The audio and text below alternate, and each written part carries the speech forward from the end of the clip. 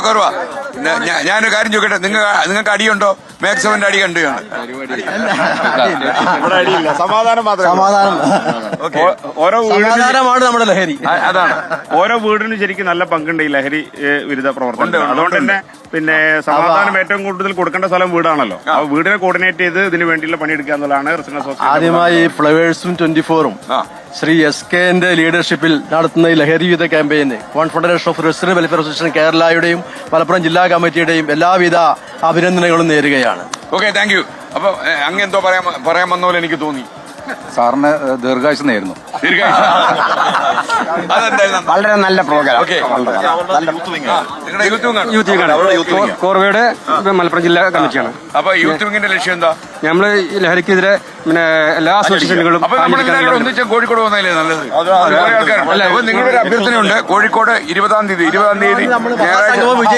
വരണം. ഇതേ യൂണിഫോമിലായിരിക്കണം അല്ലേ? നമുക്ക് കോർവയാണ് അവിടെ.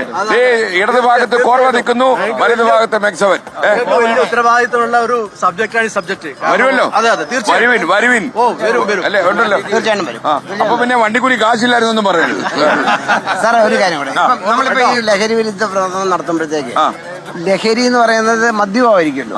അതിനൊരു സോഫ്റ്റ് കോർണർ വന്നു തുടങ്ങിയിരിക്കുന്നു. അതായത് അതാകാം. 50 പേരെ കൊല്ലുന്ന ഒരുത്തനെ കണ്ടു കഴിഞ്ഞാല് കൈകയറി വെട്ടുന്നവനെ കാണുമ്പോൾ നമുക്ക് വലിയ പ്രശ്നം വരത്തില്ല. കൊലപാതകം നിൽക്കുന്നു.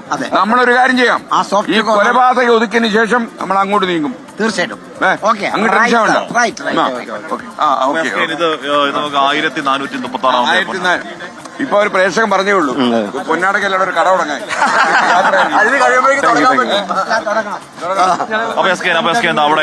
അവിടെ കോർവയുടെ വനിതാ വിങ് ആണ്. അത് യൂത്ത് വിങ്, ഇത് വനിതാ വിങ്. നേരത്തെ സിസ്റ്ററല്ലേ സംസാരിച്ചത്? എല്ലാരും ഒരുപോലെ കോർവയുടെ വനിതാ വിങ്.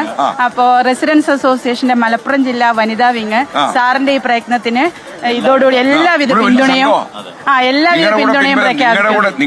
നിങ്ങൾ താമസിച്ചു പോയൊരു കാര്യത്തിന് നിങ്ങളെ ഓർമ്മപ്പെടുത്താൻ വന്ന നിമിത്തമാണ് ഞങ്ങൾ, അല്ലേ? അത്രേ ഉള്ളൂ. നമ്മളൊന്നിച്ചാ ഞങ്ങള് ഒറ്റ ചോദ്യം, കോഴിക്കോട്ട് വരുമോ?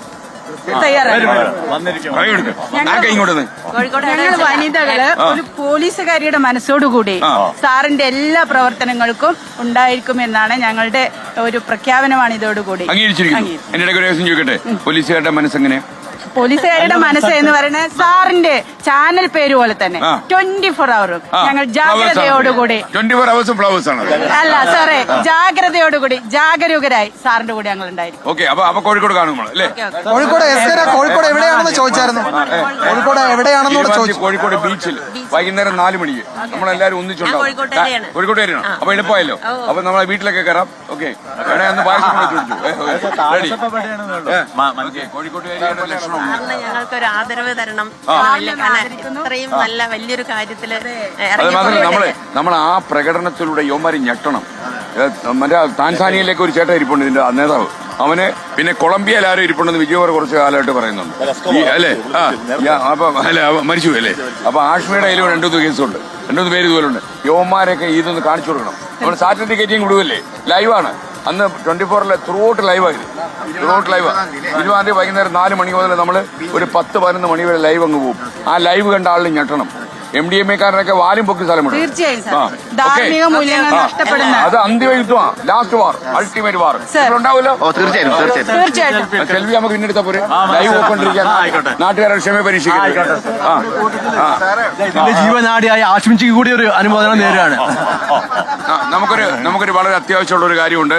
ആഷ്മി, നമ്മൾ ഇന്നലെ മലപ്പുറത്ത് കയറിയപ്പോ ഒരു കാര്യം അറിഞ്ഞു. നമ്മൾ ഈ ഒരു ഡോക്ടറെ മൊയ്തീൻ കുട്ടി, അതെ,